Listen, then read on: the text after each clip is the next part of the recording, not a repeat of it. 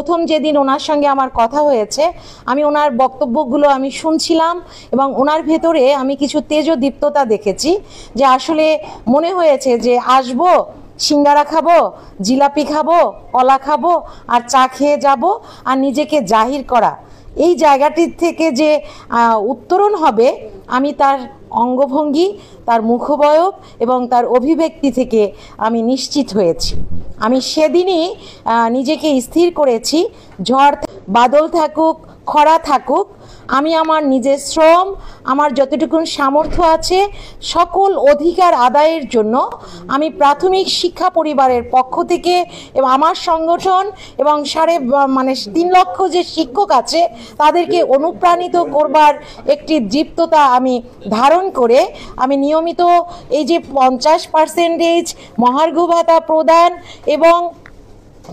সেটি বাতিলের জন্য পাশাপাশি আমাদের কালো আইন, যেটিকে আসলে আমরা বলি আমাদের কণ্ঠরোধ করবার যে আইন, সেই আইনকে রহিত করার জন্য আমাদের কিন্তু দুর্বার আন্দোলন করতে হবে। এই সচিবালয় ঐক্য ফোরাম এবং সচিবালয় কর্মচারী ঐক্য পরিষদ যারাই কাজ করছেন, আপনাদের কাছে আমার বিনয়ের সাথে বলবো, আপনারা এমন কিছু মানুষকে চিহ্নিত করুন যারা আসলে তৃণমূলের মানুষদের সঙ্গে যাদের সংযোগ স্থাপন আছে। আপনারা শুধু মুখ দেখে আর শুধু গল্প করে গেল আর আপনার আন্দোলনের দিন তাকে ডায়াস নিশ্চিত করতে হবে, আপনি সেই মানুষগুলোকে দূরে রেখে বরং যাদের যে সেক্টরে যার যেরকম সক্ষমতা আছে, জনপ্রিয়তা আছে, সেই মানুষগুলোকে আগে চিহ্নিত করুন, যারা আসলে সত্যিকার অর্থে আহ্বান করলে আশেপাশের 2-4-10 জন আসে। আমি শুধু আসলাম আর আমি শুধু বক্তৃতা দিয়ে গেলাম, কিন্তু আমার আহ্বানে একটি মানুষও 1 পা 2 পা এগিয়ে আসে না।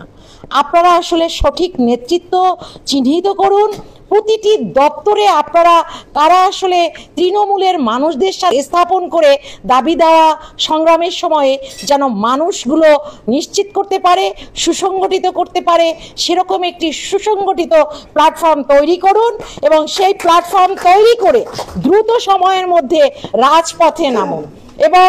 যারা আপনার ডায়াসে বসতে চাইবে না, যেই মানুষগুলো সামনের সারিতে বসে